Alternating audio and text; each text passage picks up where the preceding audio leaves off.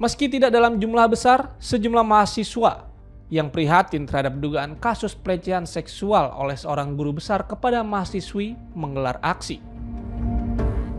Mereka membentangkan poster berisi kecaman atas aksi tak bermoral tersebut, sekaligus menyatakan keberpihakan kepada korban. Dalam orasinya, mereka meminta agar kasus ini dibuka secara terang-terangan dan diselesaikan secara tuntas. Bahkan, mereka menduga kasus ini seperti fenomena gunung es, di mana hanya beberapa korban yang berani speak up. Bagi kita semua, tidak hanya di perguruan tinggi, di seluruh lini, ini menjadi aksi bahwa kita peduli akan terhadap kasus kekerasan seksual, di mana akhir-akhir ini berbagai macam kasus kekerasan terjadi, mulai dari dosen ke mahasiswa, mahasiswa ke dosen, bahkan guru besar yang memiliki nilai yang harusnya menjadi teladan bagi para mahasiswa, banyak sekali yang terlibat dalam kasus kekerasan seksual.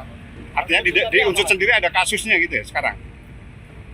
Melihat situasi sekarang, Bapak dan Ibu sekalian bisa menyaksikan di media bahwa tidak hanya di Universitas Jenderal Sudirman, di berbagai macam kampus, di berbagai macam lini, di rumah, di tempat ibadah, pondok pesantren, kasus kekerasan seksual terjadi. Dan inilah langkah kita hari ini untuk memberikan aksi bahwa kita peduli akan korban dan peduli akan isu kekerasan seksual. Di Unsud masih ada banyak kasus kekerasan seksual yang belum terungkap atau gimana? Baik, tentunya di Universitas Jenderal Sudirman sendiri banyak kasus kekerasan seksual yang belum terungkap, dan kasus kekerasan seksual sendiri seperti layaknya gunung es yang kelihatan mungkin sedikit, tapi bisa jadi di dalamnya banyak korban yang takut untuk melapor, bahkan takut karena takut dibully ataupun dibungkam. Mas, informasi yang beredar sekarang ini kan ada guru besar yang menjadi pelaku pelecehan seksual di Unsud, itu gimana?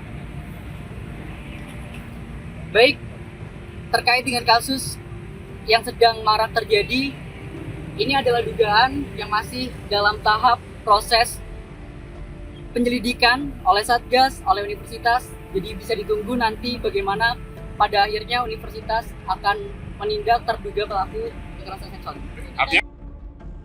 Setelah aksi, mereka menempelkan sejumlah poster tuntutan di Monumen Sudirman. Dugaan kasus pelecehan seksual mencuat setelah korban mahasiswi melaporkannya ke Satuan Tugas Pencegahan dan Penanganan Kekerasan atau Satgas PPK. Pihak rektorat bahkan sudah mengambil langkah dengan membentuk tim pemeriksa yang terdiri dari 7 orang. Sejumlah pihak, utamanya Ketua Satgas PPK, sudah dimintai keterangan oleh anggota tim.